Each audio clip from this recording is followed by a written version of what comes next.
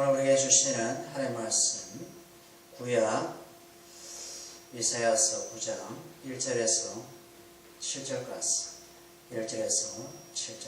보겠습니다. 지난주에 이어서 계속해서 이사야서를 보고 있습니다. 한 절 한 절 읽으면서 제가 말씀을 강론하도록 하겠습니다. 9장 1절 전에 고통받은 자들에게 흑암이 없으리로다. 옛적에는 여호와께서 스불론 땅과 납달리 땅이 멸시를 당하게 하였더니 후에는 해변길과 요단 저쪽 이방의 거리를 영화롭게 하였느니라. 아멘. 자, 우리 지금 8장에 이어서 9장에 나오는데 9장에는 아주 기쁜 소식이 이제 등장하는데 8장에는 지금 남유다가 아수르로부터 여러 가지 고통을 당하고 전쟁에 대한 급박함이 이제 전해지는 소식을 전합니다. 그래서 8장에 보면 22절에 보면 땅을 구워보아도 환난과 흑암과 고통의 흑암뿐이니 그들이 심한 흑암 가운데로 쫓겨 들어가리라. 이렇게 되어 있습니다. 이 대상이 누구냐? 환난과 공고를 당한 대상이 바로 하나님의 백성이라는 것입니다. 하나님의 백성, 하나님의 자녀들이 다른 이방 나라의 어떤 침입을 통해서 그들이 심령과 육체가 힘들어지겠다는 것입니다.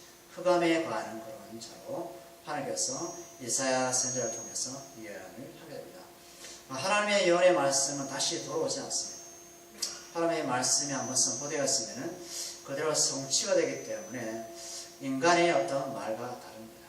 하나님은 회전하는 그림자도 없으시고 변함이 없으신 신실하신 하나님이시고 당신의 내뱉은 약속과 언약과 예언에 대해서는 반드시 성취하신다는 것입니다. 그래서 이사야가 그 말씀을 대리해서 예언하는 것에 있어서 이사야는 굉장히 괴로웠습니다. 그래서 이사야 아들이 둘이 있지 않습니까? 와알야숫과 스알야숫과 마르살레 하스바스. 이 둘이가 정말 하나는 거룩한 씨는 여전히 구원받을 것이다 라는 말씀이고 마르살레 하스바스는 엄청난 침략, 강탈이 임할 것이다. 그런 이사야 아들의 그런 이름대로 이스라엘 백성 남유다가 그런 고통을 당하게 됩니다. 그러나 하나님께서는 이 9장에 넘어가면 하나님의 나름대로의 그 말씀을 통해서 우리에게 지금 기쁜 소식을 주게 되는데 여기서 보면 이제 앞으로 장차 한 730년 뒤에 일어날 위험까지 하나님께서 이사야를 통해서 말씀합니다. 730년 뒤에 일어날 그 정말 하나님의 왕이신 분이 등장하게 됩니다. 그래서 1절에 보면 옛적에 여호와께서 스불론 땅과 납달리 땅이 멸시를 당하게 하셨더니 그 후에는 해변길과 요단 저쪽 이방의 갈릴리를 영화롭게 하셨느니라. 이렇게 되어 있습니다. 그러니까 하나님께서 이미 완료 형태로 지금 말씀하고 있습니다. 이미 시제가 과거 형태로 끝납니다. 이 말은 무엇이냐?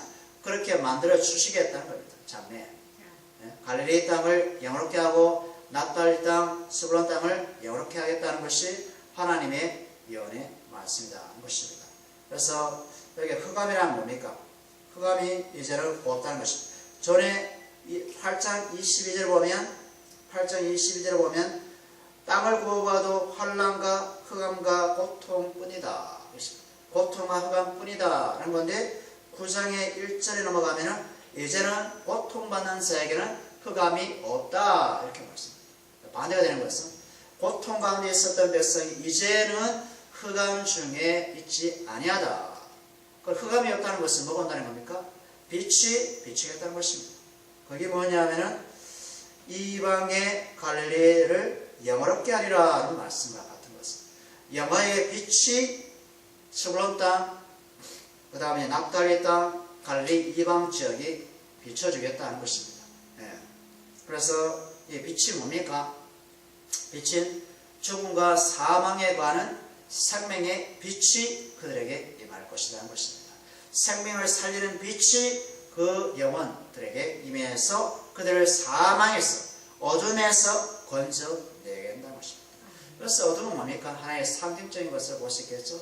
한 730년 뒤나 800년 후에 어떤 생명이 와서 그 죄를 고치고 죄를 용서하고 어둠에서 사망에서 생명과 영생으로 인도하는 생명의 빛이 그들에게 임한다는 것이겠죠.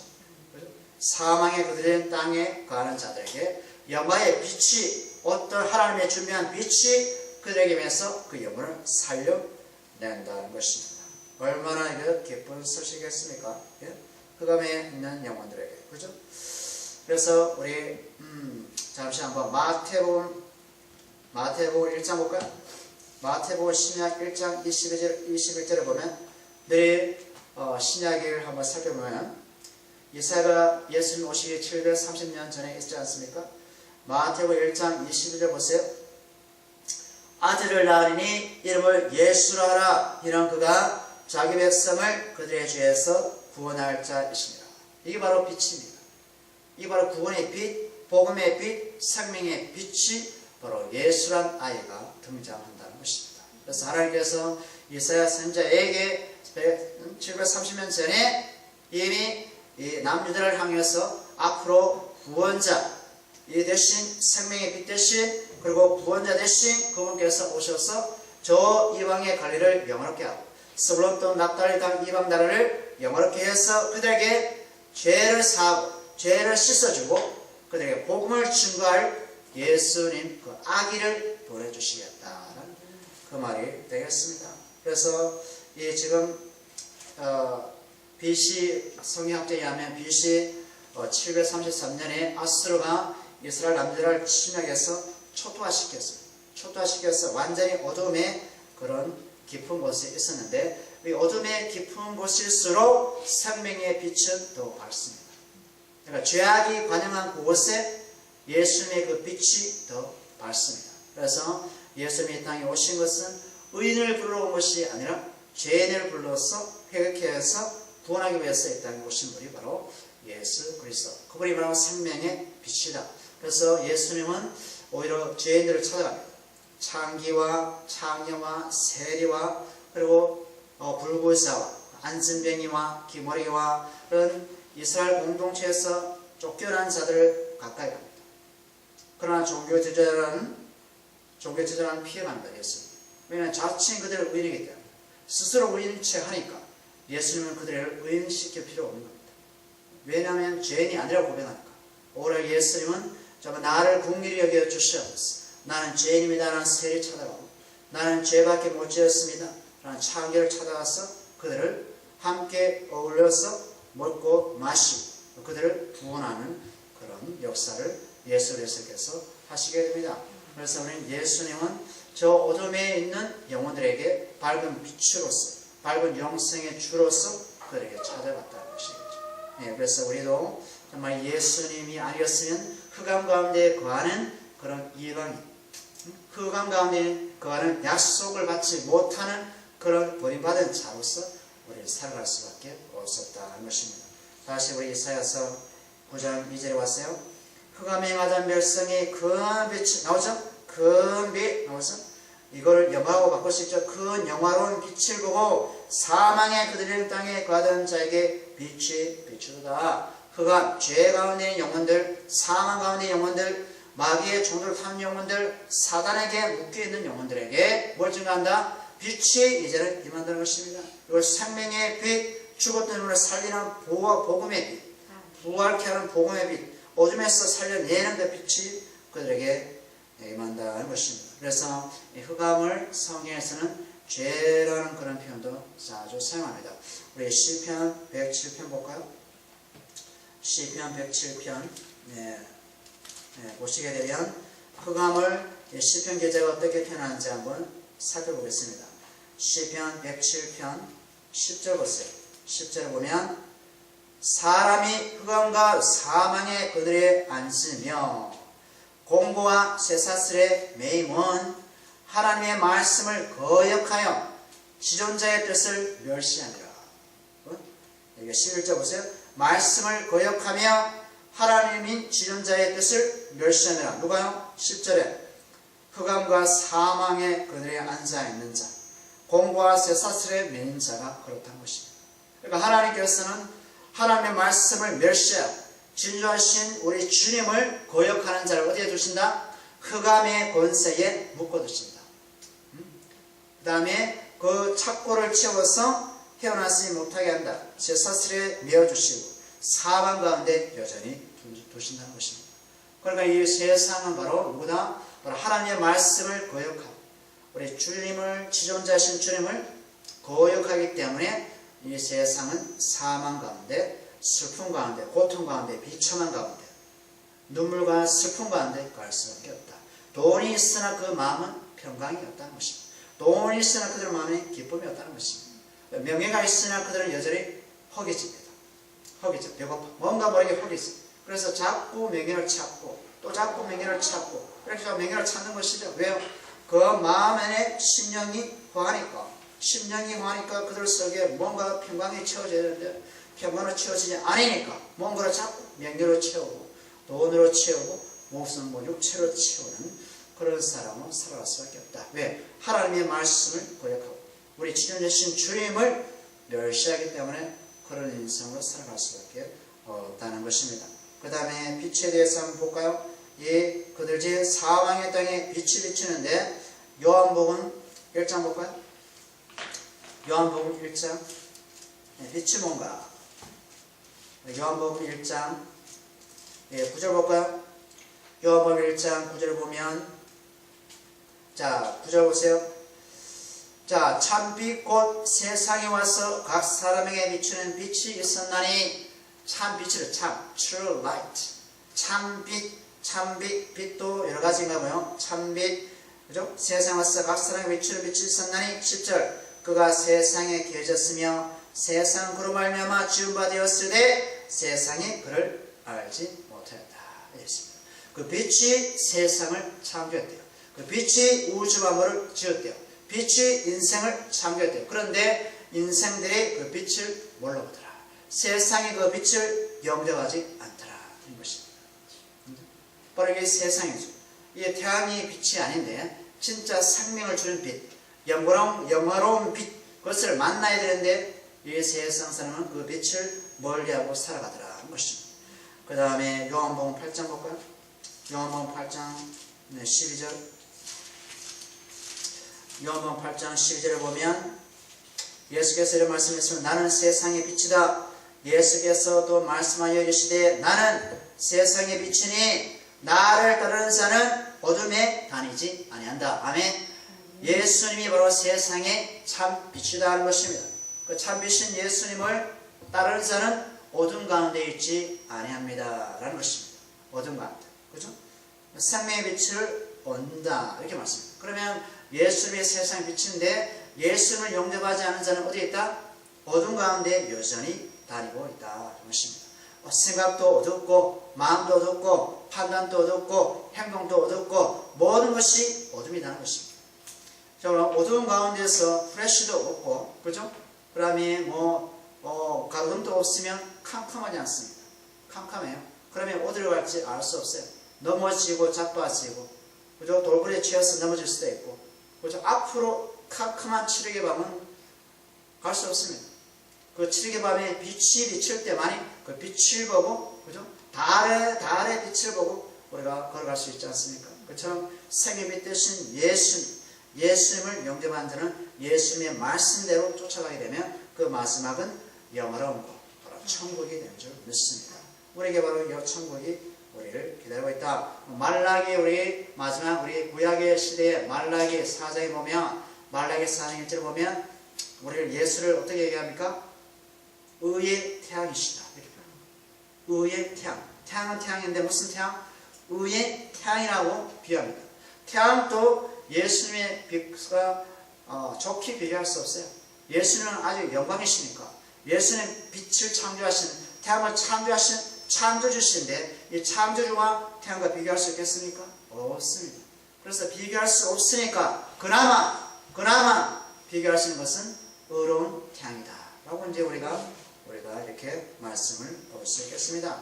그래서 이 스불론 땅과 납달리, 갈릴리 이것은 이방 지역인데 여기는 완전히 천대받았어요. 이방인으로 취급받았어요. 그래서 유대인들이 스불론, 납달리, 갈릴리를 취급하지 않았습니다.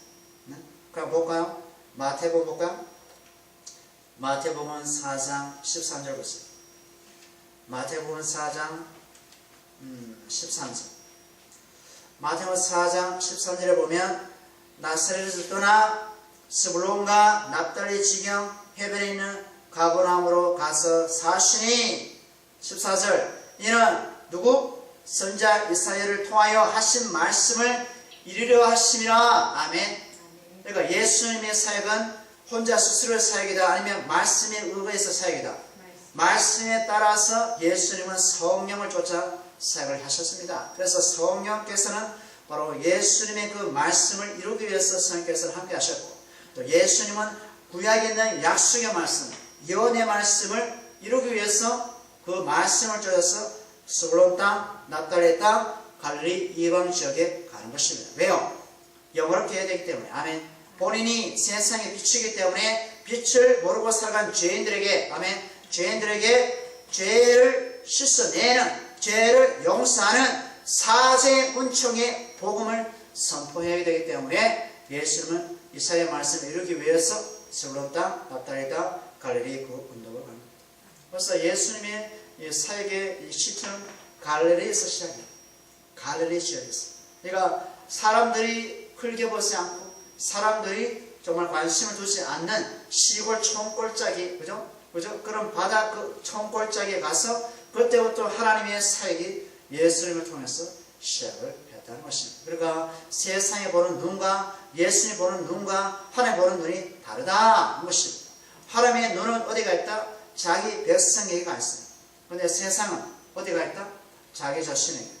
그리고 영광스러운 곳에, 명예로운 곳에, 뭔가 얻을 만한 곳에 눈이 가 있다는 것입니다. 그러니까 하나님의 관점과 세상의 관점은 천지 차이다. 하늘과 땅처럼 동에서 서에서 먼 것처럼 차이가 난다는 것입니다. 그래서 우리는 예수님의 관점을 가지고 살아야 됩니다. 어떤 관점? 긍휼과 자비를 가지고, 아멘, 예수의 마음을 가지고, 정말 하나님의 뜻이 어디 있는가, 예수 그리스도의 생각이 어디 있는가. 세상은 뭐 싸이가 요즘 신곡 발표를 가지고, 예? 보고풍의 그런 노래를 부르고, 그죠? 대대한 노래 불러서 지금 유튜브 조회수가 300만이 넘었습니다. 300만. 자, 그런 데는 하루아침에 이틀 만에 그 정도 조회수가 되지만 예수님이 오시면 전혀 세상 관심이 없다는 것이에요. 왜요? 예수님을 알아도 그들에게는 부와 영광과 명예를 보장해주지 않았기 때문에, 오히려 너는 내 제자가 되려면 너의 십자가를 지고 너 자신을 부정하고 부인하고 나를 쫓아와, 이런 얘기하기 때문에, 그리고 너가 가는 길은 생명의 길인데 그 생명의 길은 보장이 됐어. 그러나 그 길은 고난과 고통과 환난과 그런 것이야. 그 길을 너가 따르래 라고 예수님께서 말씀하고 있습니다. 그러니 사람들은 예수님께 왔다가 다시 돌아가는 이게 바로 세상이라는 것입니다. 세상이다. 그 다음에 우리 3절 볼까요? 우리 3절을 보면, 주께서 이 나라를 장성케 하시며 그 즐거움을 더하게 하셨으므로 추수하는 즐거움과 탈취물을 나눌 때의 즐거움같이 그들이 주 앞에서 즐거워하오니, 이래 됐습니다. 그러니까 남유다에게 그때 현 시대적으로 아수르를 통해서 침략을 당했지만은 하나님께서 그나마 그 남은 씨, 거룩한 남은 자손을 하나님께서 돌보시고 인도하십니다. 그리고 또 종국적으로는 이 창성하심과 그리고 즐거움. 창성이 뭡니까? 그 백성의 수가 많아진다는 것이고, 즐거움 무엇입니까? 그들의 심령이 기뻐한다는 것입니다. 이것은 결국은 뭐냐? 앞으로 예수님이 오셔서 메시아 사역을 감당하실 때, 메시아적인 왕으로서, 메시아의 왕으로서 사역할 때 이방의 갈릴리 지역과 스불론 납달리 땅과 그리고 우리에게 주의 백성들이 창성이 많아진다는 것. 아브라함에게 벌써 약속했죠. 아브라함에게. 그래서 이삭을 통해서 많은 자손이 중대할 것이다. 또 아브라함에게 너의 자손이 하늘의 별처럼 바다의 모래알처럼 만들어주겠다. 이런 것입니다. 아브라함이 바다의 모래알처럼 나올 수 있습니까? 아브라함이 바다의 하늘의 별처럼 자식을 낳을 수 있습니까? 없습니다. 그 말은 뭐냐? 바로 약속의 후손 대신 그리스도께서 오셔서 그리스도께서 약속대로 자기의 백성을 나눈다는 것입니다. 모르나요? 자기의 피값에, 아멘, 자기의 복음의 능력으로 자기 백성을 그렇게 중대하게 창성하게 만들어주시고, 또한 우리 심령을 하늘의 신령한 것으로 채워주셨어요. 기쁨으로 채워주시고 즐거움으로 채워주시고, 그리고 하나님의 사랑과 은혜로 채워주어서 고난 가운데 환난 가운데 벌써 능히 믿음으로 이길 수 있도록 우리를 그런 식으로 만들어 주시겠다는 것입니다. 그러니 우리 그리스도인들은 복이란 볼품이 없습니다. 복이란 아무 볼품이 없어. 누구처럼? 예수님처럼. 예수님은 이사야 53장처럼 볼품이 없고 흠모할 것이 전혀 없어. 네? 뭐죠? 양털 깎는 그 털 깎는 자 앞에서 그냥 고개 숙이면서 아무 말 없이 서양 갈대가 되어서 살아가는 모습이었지만, 그분께서 우주 만물의 왕이시다. 우주의 주가 되신다. 그리고 이 세상 천지 만물을 창조하신 창조주가 되셨다는 것입니다. 그분께서. 그분이 모든 하늘의 권세를 버리시고 하나님과 동등된 본체를 다 버리시고 이 땅에 낮고 낮은 땅에 십자가의 자기 죽음의 자리까지 내려오신 분이 우리를 창조하신, 우리 지어주신 바로 예수 그리스도라는 것입니다. 그래서 그분이 이 땅에서 그렇게 창성케 하는 그런 역사를 이루어주신다는 것입니다. 그 다음에 4절 볼까요? 4절 보면 이는 그들의 무겁게 맨 멍에와 그들의 어깨의 채찍과 그 압제자의 막대기를 주께서 꺾으시되, 아멘, 누구요? 주님께서 꺾으시되 위대한의 날과 같이 하셨습니다. 아멘. 그러니까 이스라엘 백성의 모든 그 어깨, 멍에, 그죠? 채찍, 그죠? 그리고 압제자의 막대기 다 꺾어낸다는 것입니다. 여기서 보면 용어를 보게 되면 멍에, 그 다음에 채찍, 그 다음에 막대기, 압제자의 막대기, 뭐가 생각납니까?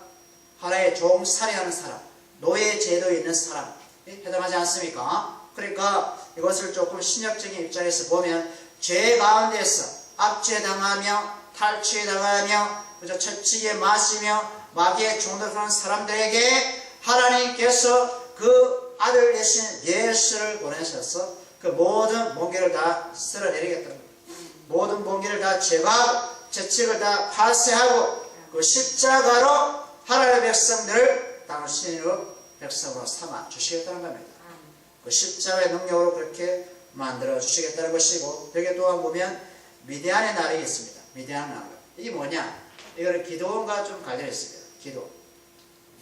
기도원과 좀 관련인데, 기도원이 우리가 300용사와 함께 미디안에서 이스라엘 백성을 건져냅니다. 그러니까 사사시대 때 이 미디안을 이 기도원이 타작마당에 있었는데 하나님의 사사 천사가 쳐답니다.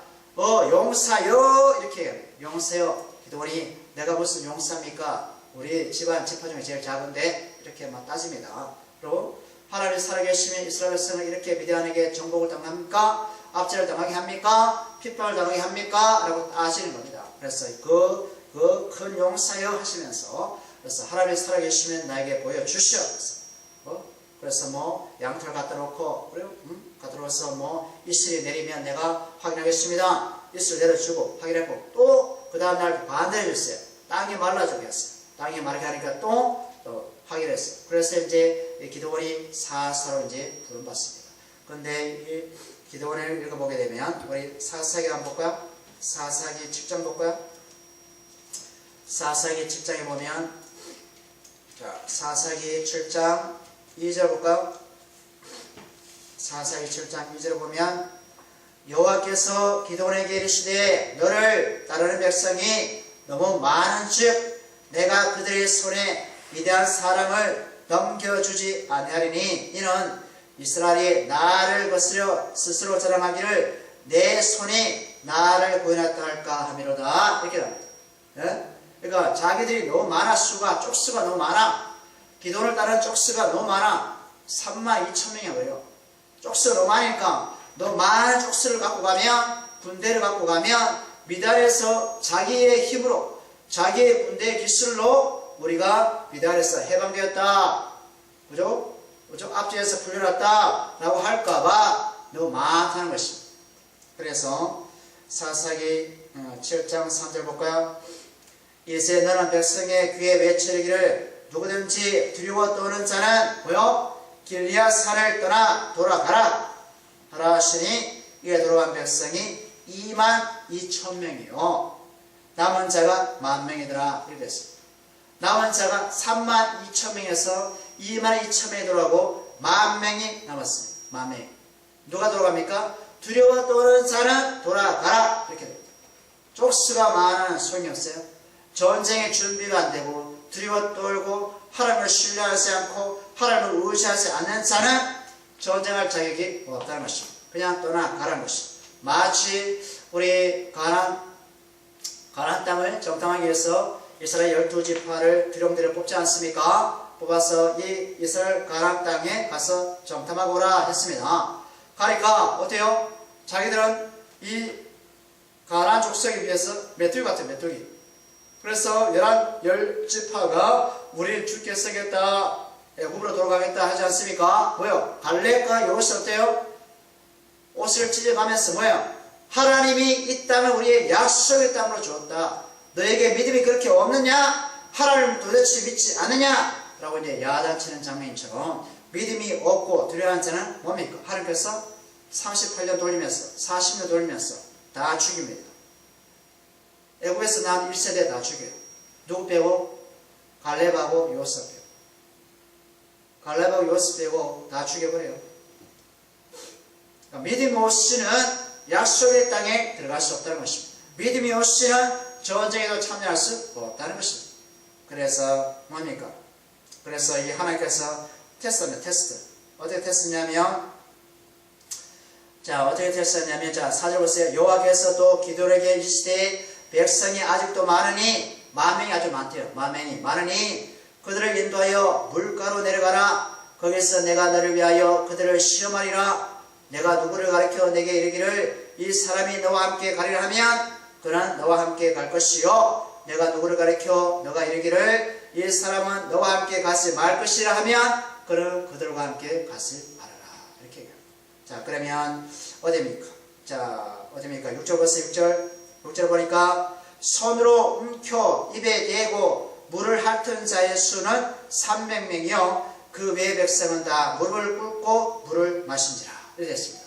물을 꿇고 마신 자가 있었고요 물을 핥으면서 맡은 사람이 있었어요.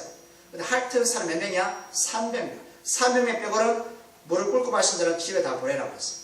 근데 성경학자들이 왜 이 사람들이 물을 꿇고 마신 사람이 그냥 집으로 갔냐 이겁니다. 예? 물을 꿇고 마신 사람 왜 집에 갔냐 이겁니다. 이 사람들은 누구입니까? 앞전에 것처럼 두려워 떠는 사람, 전쟁에서 죽을까봐 눈치 살피면서 있는 사람. 그 사람은 뭡니까? 집으로 고향 앞으로 가. 그러나 300명 뭡니까? 300명은 환경도 무시해버려요. 죽이든 살리든 무시하고 어때요? 개처럼 어때요? 개처럼 물을 굴고 그냥 맡습니다. 개처럼 물을 마시고 핥아. 이 사람이 300명이야. 이 사람 300명을 데리고 미단에 가서 미단을 접어쓰고 이스라엘 백성을 건져내게 됩니다. 그죠? 그래서 7절 보세요. 여호와께서 기드온에게 이르시되 내가 이 물을 핥아 먼 300명으로 너를 구원하며 미단을 내 손에 넘겨주리니 남은 백성은 각각 자기 촌으로 돌아갈 것이니라 하시니라. 이렇게 됐습니다. 그죠?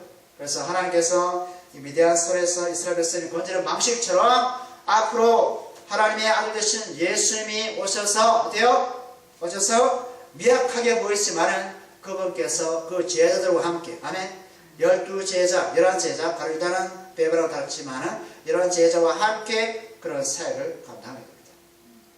초대교회 때 12사도를 만들어서 그들은 미약하게 보였지만은 사단의 종에서 멍에서 다시 풀어젖히는 그런 복음의 사도로서 그들은 그 일을 감당하게 됩니다. 그래서 하나님은 전쟁은 많고 적음이 있지 않다. 왜? 전쟁은 하나님께 속한 것이기 때문에 아멘. 세상 살아가는 것도 마찬가지. 구원도 마찬가지예요. 구원도 잘난 사람을 구원한 것이 아니라 정말 무명한 것처럼 낮은 자처럼 그죠? 정말 자기가 죄인인 줄 알고 나는 자칭 죄인입니다.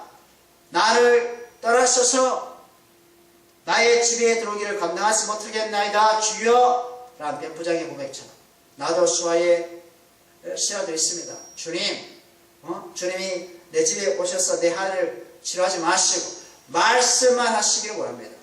그런 겸손한 마음, 낮아지는 그 마음, 그죠? 자기가 부정되는 그 마음, 부인되는 그 마음만이 천국에 합당한 마음인 줄 믿습니다.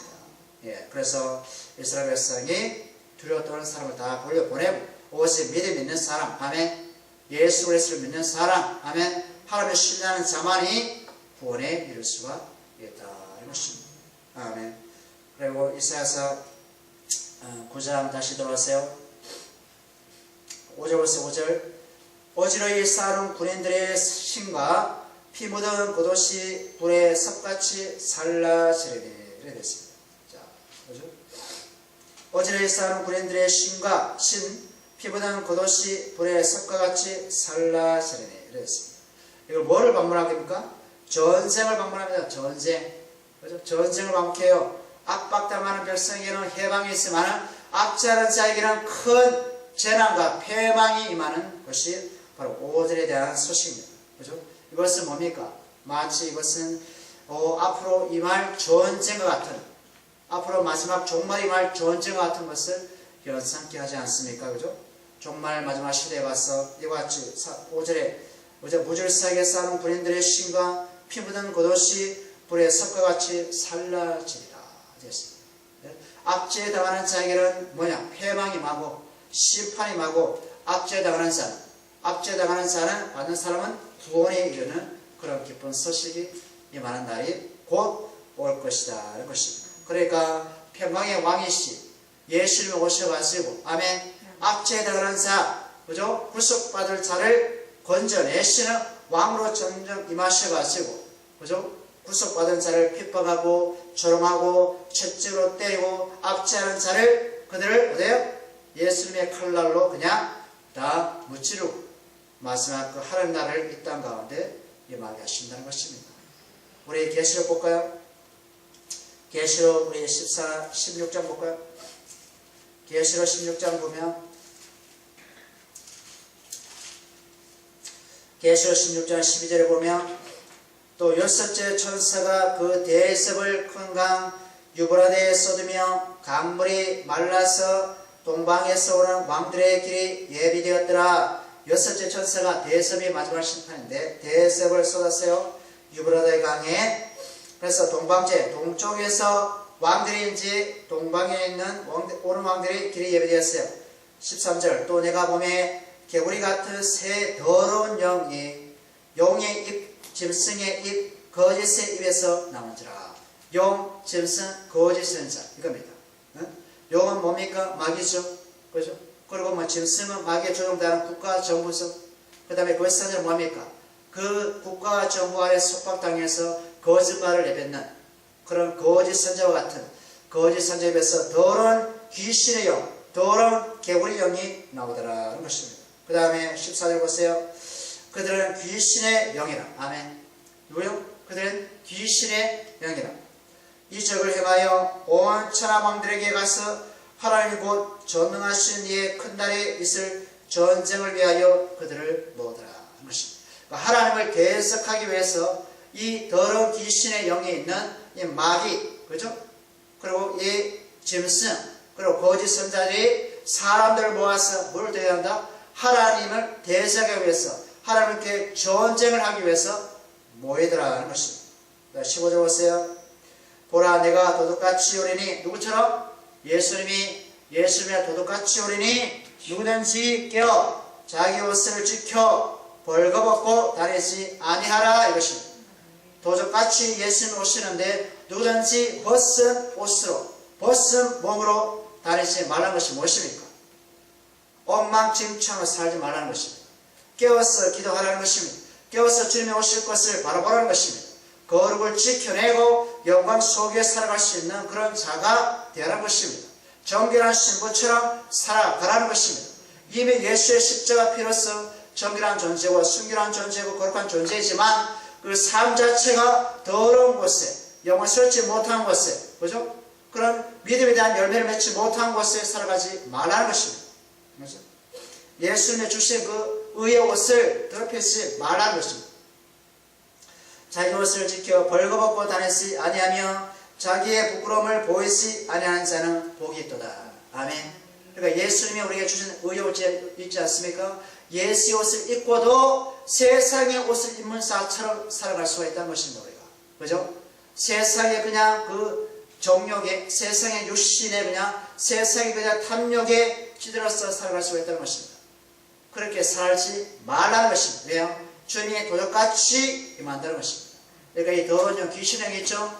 귀신의 영, 마귀에서 나오고, 짐승 이 세상 정부에서 나오고, 세상 정부에 빌어먹고 사는 거짓 선자들이 그 영에서, 입에서 나온다는 것입니다. 그러니 그 영이 누구를 유혹한다? 누구를 미혹한다? 예수 그리스도를 믿는 자를 미혹한다는 것입니다. 세상 사람이야 마귀의 지배 아래 있지 않습니까? 그렇죠? 세상 사람들이야 마귀의 말을 듣고 살아가고 있지 않습니까? 그럼 미혹받을 필요도 없어. 왜요? 세상 사람은 세상 신에게 정복당하고 살아가고 있다. 그런데 예수 그리스도를 믿는 사람은 이 귀신의 영에게 미혹을 당할 수가 있다는 것입니다. 미혹당하면 어떻게 합니까? 예수님의 의의 옷을 어때요?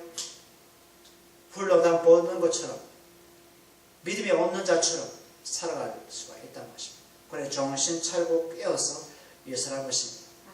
그러니 이 이사야서 9장에 다시 돌아와서 5절에 싸우는 군인들이 신과 피 묻은 겉옷이 불에 섭과 같이 살라지라. 다 죽는다는 것입니다. 다 죽어.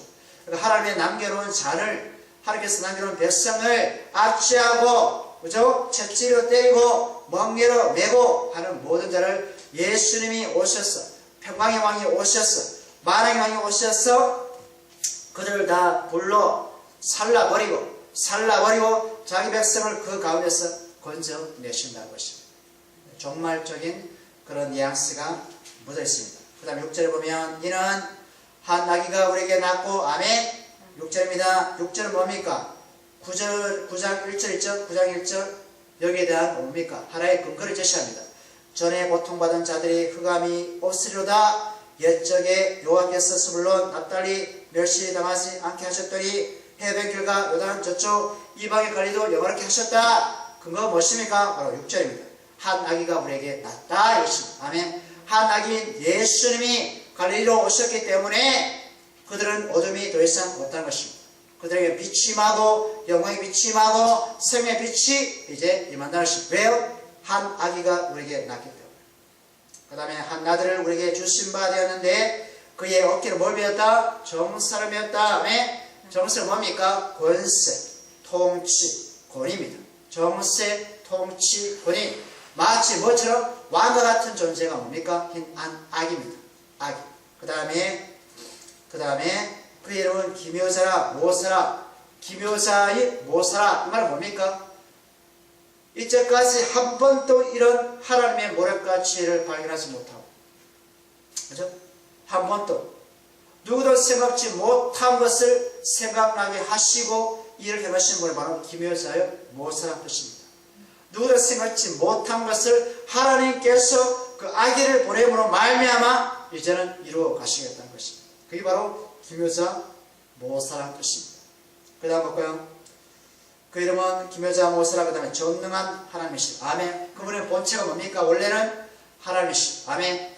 하나님. 그분은 원래 하나님이시다. 하나님 아버지, 하나님의 아들이신데 그분은 하나님이시라. 하나님이시라.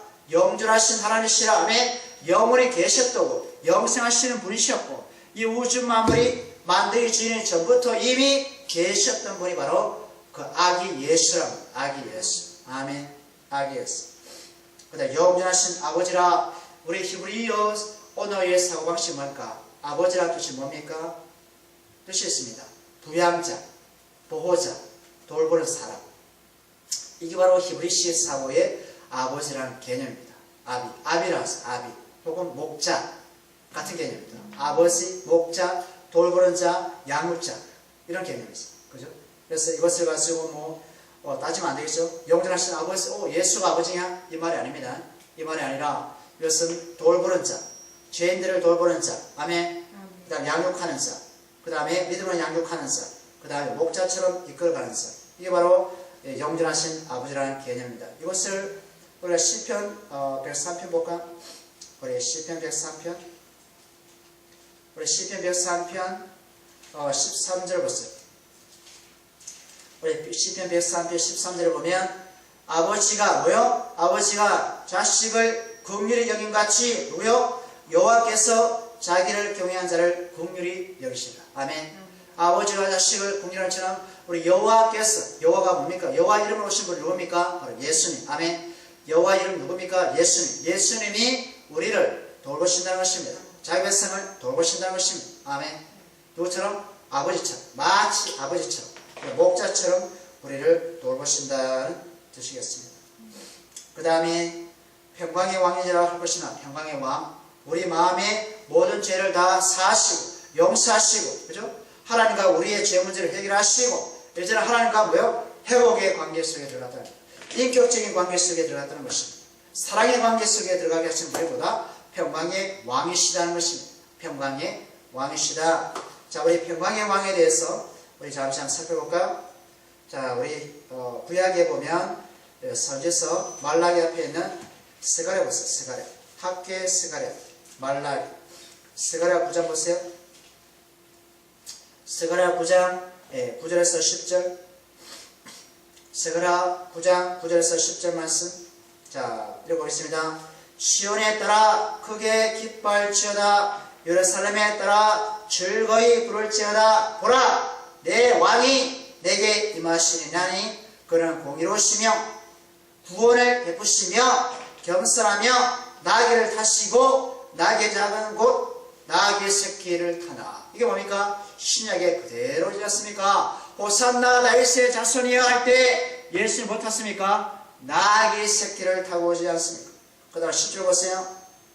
내가 에브라임의 병거와 예루살렘의 말을 끊겠고, 뭡니까? 에브라임 뭡니까? 바로 이스라엘 백성을 대표합니다. 에브라임, 그 다음에 예루살렘, 그 다음에 전쟁한 할도 끊어버리니 그가 이방에게 화평을 전할 것이며 하며 평강의 왕이시란 겁니다. 이방에. 아멘. 그 다음에 그의 통치는 바다에서 바다까지 이르고 유브라 강에서 땅끝까지 이르리라. 아멘.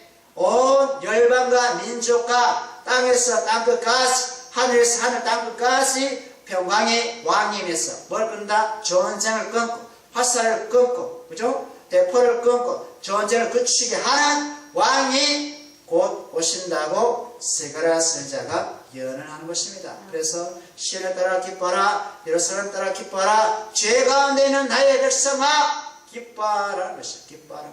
아멘. 그래서 우리 평강의 왕, 평강의 왕이 오셔서 이 모든 백성을 책임지고 돌보신다 이것입니다. 아멘. 우리 히브리서 볼까요? 신약에 히브리서 7장 보세요. 7장 2절. 히브리서 7장 2절 볼까? 히브리서 7장 2절 보면 아브라함이 모든 것의 10분의 1을 그에게, 그가 누구냐면 1절에 보면 멜기스덱입니다. 멜기스덱인 살렘 왕에게 나누어 주니라. 그 이름을 해석하며 먼저는 의의 왕이요 그 다음은 살렘 왕이니 곧 평강의 왕이시라. 아멘. 아멘. 우리에게 대제사장 오신 분 누굽니까? 아론의 반차를 쫓지 않고 아론의 족보를 쫓지 않고 하나님의 세우신 제사장의 이름을 쫓아오신 분 누굽니까? 바로 예수 그리스도. 아멘. 평강의 왕이시고 의의 왕이시고 살렘의 왕이시다는 것입니다. 아멘. 예루살렘의 진정한 왕, 시온의 왕. 아멘. 우리에게 왕이 바로 예수 그리스도라는 것입니다. 아멘. 이것을 이사야가 730년 전에 하나님의 성령을, 아멘, 하나님의 성령의 감동으로 기록한 말씀이 된다는 것입니다. 그러니 평강의 왕이신 예수님이 우리에게 오셨습니다. 아멘. 우리 안에 주님으로 와 계십니다. 그분이 저와 여러분의 왕이신 줄 믿습니다. 마지막 7절에 그 정사와 평강이 뭐요? 그 정사 얘기했죠? 그 권세와 거리가 그리고 평강이 더함이 무궁하며 영원하다는 것입니다. 영원하며 그 다음에 또 다윗의 왕자 다윗의 위로 오셨습니까? 다윗의 위로 아멘. 다윗의 위로 오셔가지고 왕자와 그의 나라 누구의 나라? 하나님의 나라 아멘. 하나님의 나라에 군림한다는 거니까 통치한다는 겁니다. 통치 그 다음에 그 하나님의 나라를 말씀으로 아멘. 자기의 말씀으로 굳건하게 세우고 지금으로 영원히 정의 공의와 의와 그것을 보존할 것이라. 만군의 여호와의 열심히 만군의 여호와의 열심히 이를 이루리라. 아멘. 하나님께서 당신께서 하신 약속대로 예언대로 말씀대로 언약대로 이루신 분이다. 우리의 구원 문제도 누가 이루신다? 하나님께서 이루신다는 것입니다. 뭐로? 당신의 열정과 열심으로 이루신다는 것입니다. 그러니 하나님께서 선택하시고 부르시고 은혜 받는 사람은 결코 무너지지 않는다. 무너져도 일어선다. 누가? 하나님께서 이렇게 세워주십니다. 아멘. 그래서 오늘 우리 설교 제목이 한 아들을 우리에게 주셨느니라. 한 아들을 우리에게 주셨느니라. 그 아들이 바로 예수 그리스도인 줄 믿습니다. 예수 그리스도를 신뢰하며 이 어두운 세상, 아멘, 허박한 세상을 믿음으로 통과하는 우리 모두가 되기를 원합니다. 기도하겠습니다. 아버지 하나님